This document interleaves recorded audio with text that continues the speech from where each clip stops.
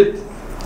Uy-joy sotib olish uchun fuqarolarga subsidiya to'lash tartibi. Subsidiya ipoteka kreditlari asosida kvartira sotib olish uchun boshlang'ich badal va kredit foizining bir qismini yoki yakka tartibdagi uy-joylarni qurish va rekonstruksiya qilish uchun kredit foizining bir qismini qoplash maqsadida davlat byudjetidan fuqaro uchun bankda uning nomiga ochilgan tegishli hisob varaqqa o'tkazilgan mablag'.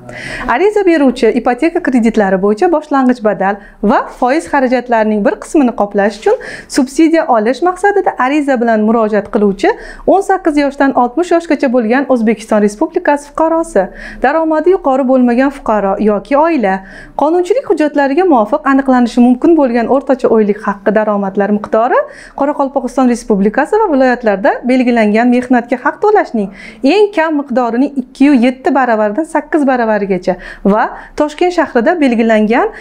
2,7 baravaridan 9,2 baravarigacha bo'lgan oilalar.